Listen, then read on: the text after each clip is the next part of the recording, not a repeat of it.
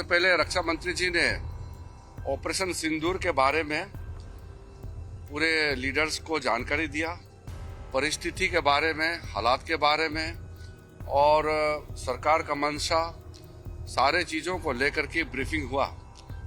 उसके बाद में सारे पॉलिटिकल लीडर्स ने अपने मत रखा, पार्टी का विचार को और सुझाव भी दिया है। मैं ये मानता हूं कि सारे पॉलिटिकल लीडर्स ने मैच्योरिटी दिखाया है। ऐसे वक्त में जब देश एक बहुत बड़ी चुनौती को हाथ में लेकर के काम कर रहे हैं, तो इसमें राजनीति का कोई जगह नहीं है। ये हमारे पूरे पॉलिटिकल पार्टीज ने दर्शाया है और सब लीडर्स ने एक मत से हमारे सेनाओं ने जो कार्रवाई की है ऑपरेशन सिंदूर को लेकर के पूरे बधाई भी दिया और गौरव का एहसास सबको हुआ है और सबने एक जुट में कहा है कि सरकार का हर निर्णय को साथ देंगे, सेना के हर कार्रवाई को साथ देंगे और कोई इसमें विरोधाभास नहीं है। कुछ इंक्वायरीज, कुछ इंफॉर्मेशन मांगे हैं। रक्षा मंत्री ने कहा है कि ये ऑन गोइंग ऑपरेशन है, इसलिए पूरे एक घटना को अलग से ब्रीफिंग या अलग से उसको प्रेजेंटेशन करना सही नहीं है, क्योंकि घटना चल रहे हैं, आप सबको मालूम है, इसलिए उसको उस तरीके से ब्रीफिंग नहीं होते हैं। इसमें पॉलिटिकल पार्टीज का ब्रॉड कंसेंसस के लिए ये बैठक था, इसलिए वैसे ही बैठक चली और संपन्न हुआ।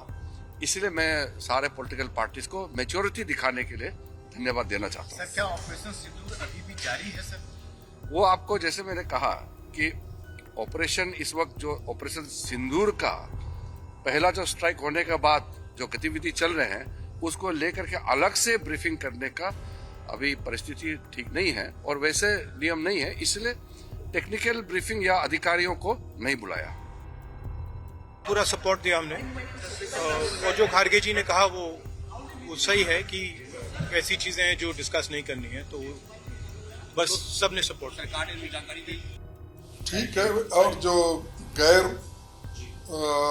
जो प्रोपेगेंडे हो रहे हैं, वो वहाँ गिरा, ये गिरा, वो सब उन्होंने भी बताया ये सब झूठ है, सब प्रोपेगेंडा है और जो चीजें बताना है फिर हम आगे बताएंगे, बस उन्होंने बताया।